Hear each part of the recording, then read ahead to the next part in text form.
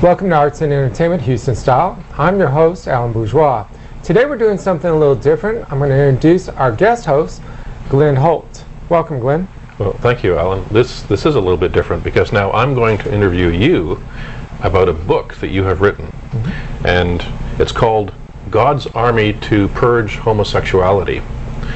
And this isn't the first book that you've written, and it's not the only book in this series. I understand that there's more to it than just this one. Correct. There's a sequel, and then there'll be a third one coming out. Okay. Well, what prompted you to write this book? Well, in 1997, a gay bar in Atlanta had been bombed.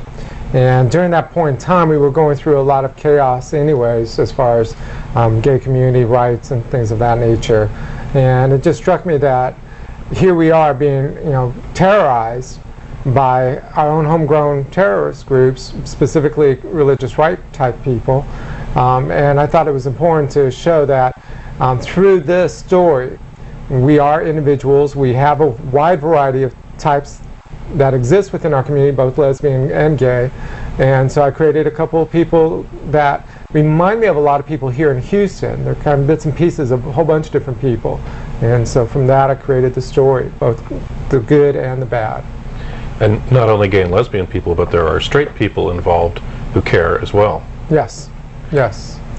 And you have some interesting views on how the Republican Party fits into all of this. And that's really based on what we've seen over the years, how they're anti-gay, how they're anti a lot of things that just don't make sense, especially since they claim to be part of the Christian coalition.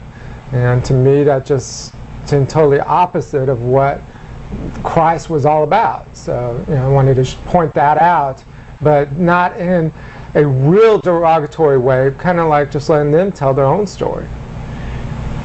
Your ideas about the Republican Party, are they based more on your opinions, or are they actually based on some facts that you've heard of? Because you've got some sort of real insider type views in this book. Yes, and there are some facts to it. There are.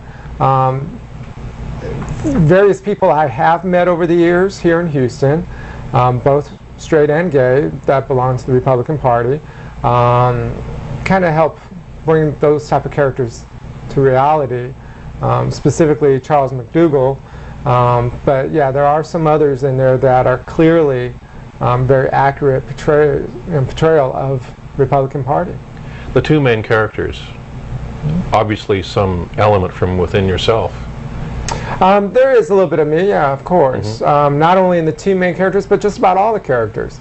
I take a little bit of me in all of them. People joke with me that I named Nicole, who's one of the main characters, her son is Alan, spelled the same way as mine. And it's like, yes, that is a reflection of me. We all have a child within ourselves and stuff like that. So I allowed my child to come out within the character. So. An 8-year-old child. Yeah. Playing with toys in front of the television set. Yeah. Yeah, okay. But as you go through the story, you see he's more than just that, and especially in the sequel. He has grown up in the sequel, and he's definitely a lot more than just a simple child. Can you give us a quick synopsis of what happens in this first book? Well, basically, the two characters, Brent and Nicole, they are asked by a conservative Republican named Charles to go underground and find out who is doing this bombing. He has a good idea of who it is, but he can't do anything about it because of his stature here in Houston, when he is considered one of the top-notch Republicans, but yet he knows it's wrong for what they're doing. Okay, bombing abortion clinics, bombing gay bars, things of this nature. So he knows these people, he works with them, and he asks them to go underground as a married couple and bring these people to justice, and they do. Two gay characters acting as a straight married couple. Correct. So they have to learn about themselves.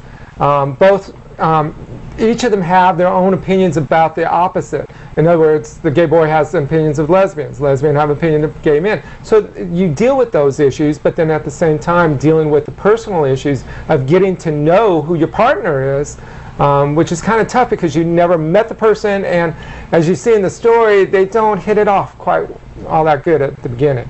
So, yeah, as a matter of fact, it is a sort of stormy beginning when they first meet. Very stormy, yes. And things get better as the story progresses. Yes, it definitely does. And they become friends toward, at the end and stuff. I mean, they have gone through hell. They have to deal with all the stigmatisms from people who hate gays. I mean, they are dealing with it constantly. It's in their face. They have to try their best to ignore it while they're doing this, but at the same time, it's eating away at them. And so the story shows that. There's different scenes that you can see and stuff that, where it really hits home for them. One specific scene is when this particular group bombs Houston. It actually bombs 3 or 4 different bars here in the Pacific Street area. And they do it all at one time. And a few hundred people are seriously injured, a few die in the course of this. They're not a part of it, the 2 characters are not part of it, but they're at the scene where the headquarters are, and that's how they find out, and it just destroys them. Especially when they find out later that friends of theirs were at the bars at that time. Now, what did it mean to you personally, emotionally, to write this book? Oh, emotionally, it allowed me to deal with a lot of things that I personally felt were wrong with society at that time, and unfortunately still exist. To see people hate each other because they're different is just so frustrating, and it just shouldn't be that way. I mean, all the religions don't teach hate, and that's what just drives me nuts. It's like, how can these people hate other people so much if they truly follow the religion, whether it be Muslim, Hindu, the philosophy of Buddhism, Christian, Jewish, whatever? It doesn't teach hate, and yet there are these extreme groups have gone on this wild